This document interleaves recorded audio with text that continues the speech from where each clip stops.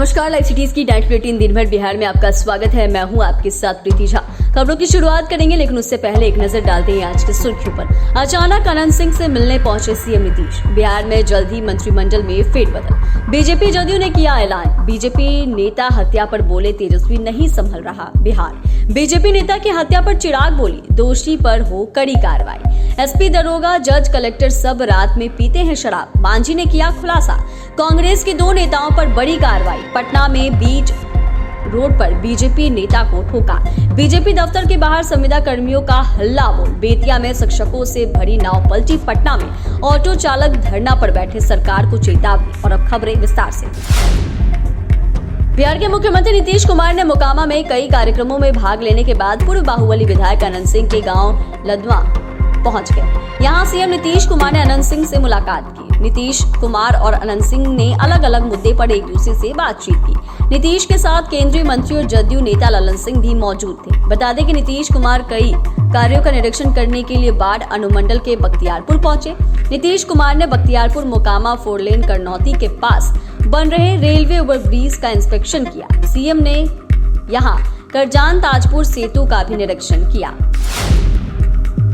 मंत्रिमंडल विस्तार से लेकर बोर्ड आयोग के गठन का मामला सुलझ गया है। बीजेपी के प्रदेश अध्यक्ष दिलीप जायसवाल आज अचानक से जदयू के प्रदेश अध्यक्ष उमेश कुशवाहा के घर पहुंच गए। दोनों के बीच आधे घंटे तक 1-to-1 बातचीत हुई और सारा मामला सुलझ गया। उमेश कुशवाहा से मिलने के बाद बाहर निकले दिलीप जायसवाल ने मीडिया से बात करते हुए कहा कि बिहार में बोर्ड निगम का गठन अब कभी भी हो सकता है। पूरी लिस्ट तैयार हो गई है। जदयू और बीजेपी के बीच सहमति बन गई है। दिलीप जायसवाल ने कहा कि दोनों पार्टियां और बेहतर समन्वय बनाकर काम करेगी। बीजेपी के प्रदेश अध्यक्ष दिलीप जायसवाल ने कहा कि मंत्रिमंडल विस्तार भी जल्द होने जा रहा है। इस मामले में भी बीजेपी और जदयू के बीच सहमति बन गई। जल्द ही इसकी घोषणा कर दी जाएगी। उधर उमेश कुशवाहा ने मीडिया से बात करते हुए कहा कि बीजेपी जदयू में बेहतर कोऑर्डिनेशन के लिए बातचीत हुई है। दोनों पार्टी मिलजुल कर बेहतर काम कर रही है और संबंधों को और मजबूत बनाने की पहल हो रही है। बिहार में बीजेपी नेता हत्या पर नेता प्रतिपक्ष तेजस्वी यादव ने सोशल मीडिया पर पोस्ट कर सीएम नीतीश कुमार पर हमला बोला। कहा बिहार में अपराधी जब चाहे जहां चाहे किसी को भी गोली मारकर भाग जा रहे हैं। बिहार में सत्ता संरक्षण में अपराधी फल फूल रहे हैं। इधर उधर में मस्त व्यस्त और पस्त सीएम से बिल्कुल बिहार नहीं संभल रहा। तेजस्वी यादव ने कहा कि प्रधानमंत्री जी देखिए बिहार में कैसे आपके कथित मंगल राज में अपराधियों ने पहले आपके नेता की चैन छीनने की कोशिश की और फिर उसे गोली मारी। एनडीए के नेता आप कहेंगे मित्रों बढ़ते अपराध में अब कौन मर रहा है, कैसे मर रहा है, क्यों मर रहा है, कौन मार रहा है। इस पर आंख मूंद यही पुरानी कैसेट बजाना है कि दशकों सदियों और युगों पहले क्या होता था, फिर अपराध अपने आप बंद हो जाएगा। बिहार में कोई मुख्यमंत्री है भी या नहीं, प्रदेशवासियों को इसका जरा सा भी एहसास नहीं है। अपराध पर उनका कोई व्यक्तित्व नहीं है, कोई कार्रवाई नहीं, मीडिया एवं जनता से कोई संवाद नहीं। अधिकारी थोड़े ना उनको यह बताएंगे कि सर यकीनन प्रदेश में अपराध बढ़ गया है।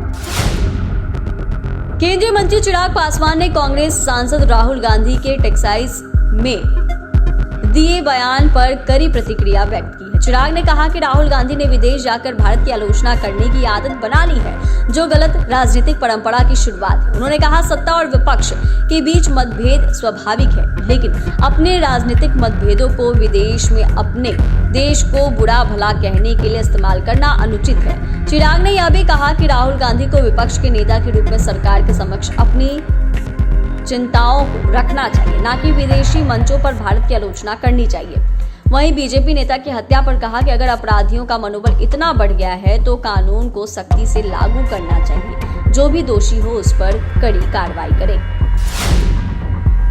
बिहार में शराबबंदी को लेकर एक बार फिर से केंद्रीय मंत्री जीतन राम मांझी ने जमुई में बड़ा बयान दिया है। उन्होंने कहा कि बिहार में शराबबंदी का कोई मतलब नहीं है। बड़े बड़े शराब तस्कर नहीं पकड़े जा रहे। थाने में एसपी और दरोगा शराब पीते हैं। मांझी ने कहा कि रात में जज, कलेक्टर भी शराब पीते हैं, लेकिन उन्हें कोई गिरफ्तार नहीं करता है। लेकिन मेहनत और मजदूरी करने वाले मजदूर पाव भर शराब पीने के आरोप में गिरफ्तार हो जाते हैं। सिर्फ मजदूरों को ही जेल भेजा जा रहा है, जिसका खामियाजा मजदूरों के परिवारों को भुगतना पड़ता है। ये लोग रोज कमाते हैं, रोज खाते हैं। घर का कमाऊ सदस्य के जेल जाने से परिवार पर खासा असर पड़ता है।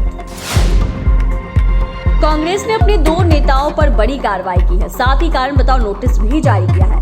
बिहार प्रदेश कांग्रेस कमेटी के अनुशासन समिति के द्वारा दल विरोधी गतिविधियों के कारण कमलदेव नारायण शुक्ला को पार्टी की प्राथमिकता सदस्यता से 6 वर्षों के लिए निष्कासित कर दिया। साथ ही सोशल मीडिया पर लगातार दल विरोधी गतिविधियों के कारण अरुण पाठक को कारण बताओ नोटिस जारी करते हुए 1 सप्ताह के भीतर जवाब देने का समय दिया गया और कहा कि किसी भी दल विरोधी गतिविधियों के लिए पार्टी में कोई जगह नहीं है। पार्टी में अनुशासन को लेकर कांग्रेस हमेशा सख्त रही। वहीं कांग्रेस के विधायक अजीत शर्मा को बड़ी जिम्मेदारी दे दी गई है। अजीत शर्मा को झारखंड के आगामी चुनाव के लिए धनबाद लोकसभा क्षेत्र अंतर्गत आने वाले सभी विधानसभा क्षेत्रों के लिए अखिल भारतीय कांग्रेस समिति का पर्यवेक्षक नियुक्त किया गया है। पटना में सरेआम बीच सड़क पर बीजेपी नेता की हत्या कर दी गई। घटना का सीसीटीवी फुटेज सामने आया है। बताया जा रहा है कि बीजेपी नेता श्याम सुंदर उर्फ मुन्ना शर्मा सड़क किनारे फुटपाथ पर बैठे हुए थे। इसी बीच एक बाइक पर 3 अपराधी आते और नेता के पास आकर उनसे सोने का चैन छीन लेते हैं। उन्होंने इसका विरोध किया तो अपराधियों ने गर्दन के पीछे तरतरातर गोली मार दी। गोली लगते ही वे सड़क पर गिर गए। इसके बाद अपराधी बाइक पर सवार होकर फरार हो गए। बीजेपी नेता के बेटे रविशंकर शर्मा ने कहा कि घर में गेस्ट आए थे। उन्हें सुबह में जनशताब्दी एक्सप्रेस ट्रेन पकड़ने के लिए जंक्शन आ जाना था, इसलिए 4:30 बजे के आसपास ऑटो लेने के लिए घर से बाहर सड़क पर गए थे। जब काफी देर तक नहीं आए तो हम लोग बाहर देखने आए, देखा तो सड़क पर गिरे हुए थे। उन्हें गोली लगी थी। अस्पताल में भर्ती कराया, उनकी मौत हो गई। बीजेपी दफ्तर के बाहर सैकड़ों की तादाद में राज्य भर से आई संविदा कर्मी एएनएम ने स्वास्थ्य विभाग की नीतियों के खिलाफ प्रदर्शन किया। विभिन्न जिलों से आई एएनएम ने कहा कि वह लोग ग्रामीण सुदूर क्षेत्रों में काम करती हैं, जहां नेटवर्क समस्या रहती है। उन लोगों के लिए फेस अटेंडेंस सिस्टम लगा दिया गया है। वहीं जो सरकारी एएनएम है और अस्पताल के अन्य कर्मी हैं, उनके लिए फेस अटेंडेंस लागू नहीं है। इसके अलावा उन लोगों से काम भी अधिक लिया जाता है और वेतन कम दिया जाता है। संविदा कर्मी एएनएम संघ की संयोजक और पूर्वी चंपारण जिले से आई हुई अर्चना कुमार ने बताया कि उन लोगों के लिए फेस रिकॉग्निशन सिस्टम अटेंडेंस के लिए लगा दिया गया है। वह चाहती हैं कि एफआरएस सिस्टम खत्म हो। इसके अलावा समान काम के बदले समान वेतन चाहती है। बेतिया में शिक्षकों से भरी नाव पलट गई। नाव पर लगभग 15 शिक्षक सवार थे। सभी गंडक नदी पार कर अपने स्कूल जा रहे थे। इसी क्रम में गंडक नदी में अचानक नाव पलट गई। स्थानीय लोगों द्वारा और गोताखोरों की मदद से सभी को नदी से सुरक्षित बाहर निकाला गया। घटना जिले के पुजहा श्रीनगर घाट की है। जानकारी के अनुसार तेज बहाव के कारण से अचानक नाव पलट गई। नाव पलटते ही चीख पुकार मच गई। लोगों ने देखा तो हल्ला किया। फिर स्थानीय और गोताखोर से मिलकर सभी शिक्षक को बचाया गया। हालांकि इस दौरान कई शिक्षक शिक्षिकाओं की तबीयत बिगड़ गई। पटना में ऑटो ई रिक्शा कैब चालकों ने हड़ताल किया। सड़कों पर रोज के मुकाबले 70% ऑटो ई रिक्शा कम चले। हड़ताल का कारण ऑटो रिक्शा के लिए रूट तय किया जाना है। दरअसल कलर कोडिंग के जरिए परिवहन विभाग ने हर रूट पर चलने वाले ऑटो के लिए एक कलर तय कर लिया, यानी एक खास कलर की ऑटो निर्धारित रूट पर ही चलेगी, जिसका ऑटो चालक विरोध कर रहे हैं। चालकों का कहना है कि उनका परमिट पूरे जिले में चलने का है, तो एक रूट में उन्हें क्यों बांधा जा रहा है। इमरजेंसी के समय इस नियम के कारण ऑटो चालकों को परेशानी होगी। कलर और यूनिक कोड से चलाने के नए नियम को वापस लेने की मांग के साथ सभी ऑटो चालक गर्दनीबाग में परिवहन विभाग के खिलाफ धरना भी दिया। हालांकि किसी संगठन ने इसका समर्थन किया तो किसी ने नहीं किया। चैनल को सब्सक्राइब करें, फेसबुक पेज को लाइक करें। धन्यवाद।